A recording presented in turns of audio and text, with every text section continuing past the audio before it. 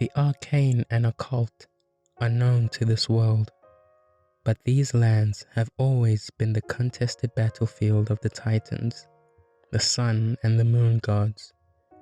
Memories as young as I still play through my mind, unanswered in reason, yet bound to this world in the threads of history.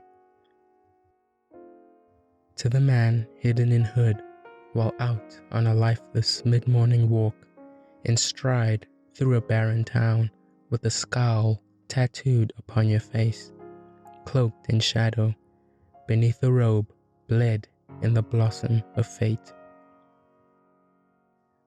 In curious fervor, I inched toward you for a quick glimpse, and awe painted my face. I point my gaze south of your fabric's eclipse, and scout for a grimace inked on your lips. I journeyed with curiosity, entranced by the oddity in front of me, to peek inside and venture within worlds built with the stories only a face can express in glory or defeat. While your sovereignty served to quake at the harmony around me, and right before my mission reached completion, you snapped your gaze with ferocity toward my being in the midst of contortion, and pierced through me in the mid-morning freeze. I stood shook by the desolate breeze.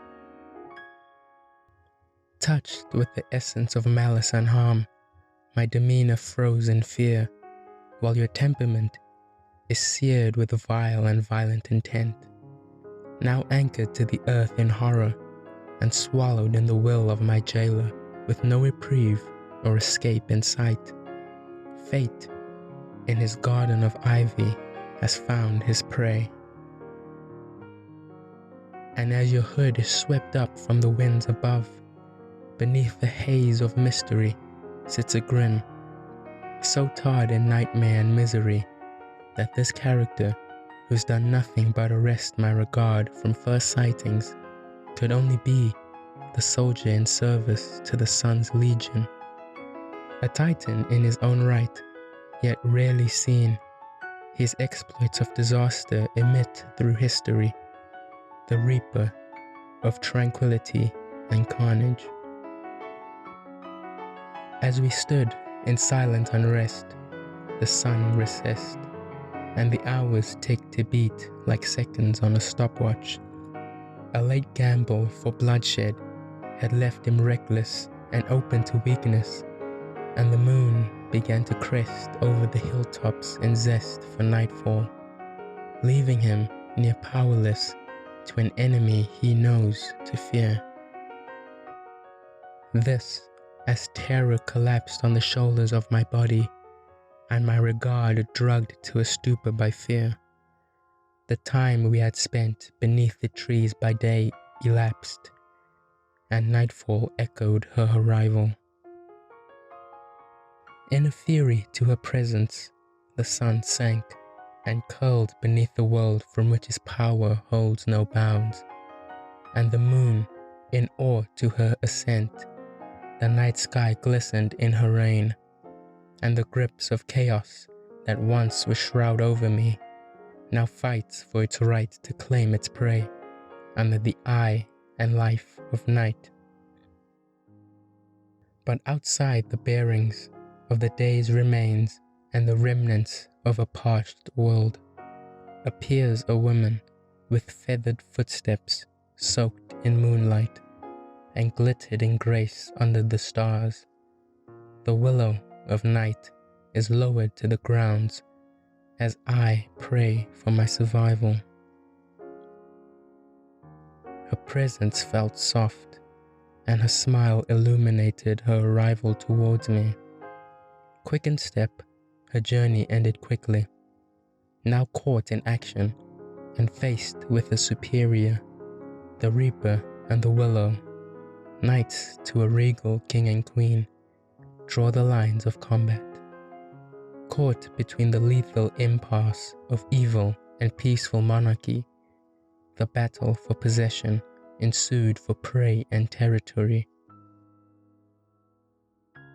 In a blitz in movements and action, a light beamed from within the fury, so hot and unforgiving to look at, but felt dearly with the lifting of my shoulders from safety and security.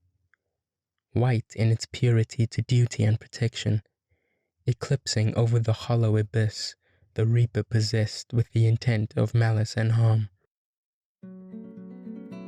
The willow struck hard and fast in focus of victory, slowly lifting the haze of mystery that once haunted me with every strike she cast down upon the reaper.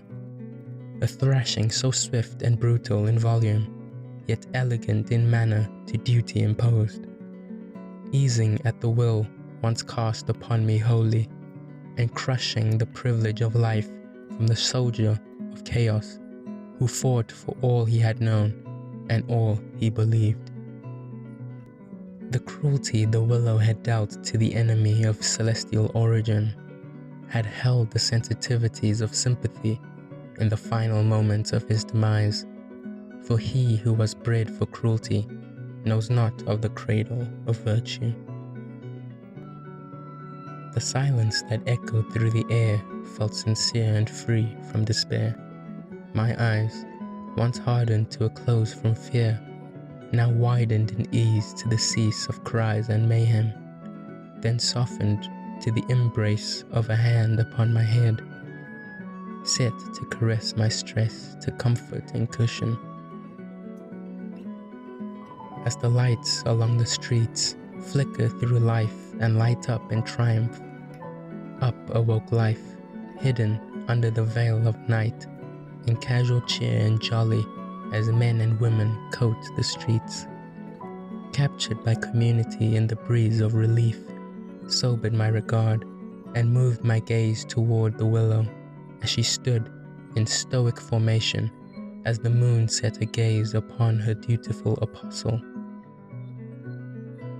The night is young and far from done, and my amazement has still not settled, but the day is over, and I, far from harm as the sun sinks lower, and the time of terror ends as the reaper lies lifeless, his mission incomplete, and fate got swept up by their feet. The mid-morning, now far in the past as memory reserved it, buried under the fury of a fiery morning, and the feathery fog of time. My fray for survival today ends through the night in the hustle and bustle. I opened my mouth to speak for the first time today, hoping to express my gratitude to the willow, but the frost from my breath had seized the very faint thank you from escaping. The trail I still stand upon slowly melts away at the faintest flakes of snow as they land in grace on steel railings and cooling concrete. Now cradled in my own arms for warmth, I scurry to a nearby shelter, remembering that I still have not thanked my Savior. I turned around with swift motion, stretched my arm up high, and waved with ferocity and gratitude. And the willow, in return, tilted her head to the side, smiled, and raised her palm high and wiggled her fingers as goodbye, and vanished from sight. My walk through the night had never felt more obscure.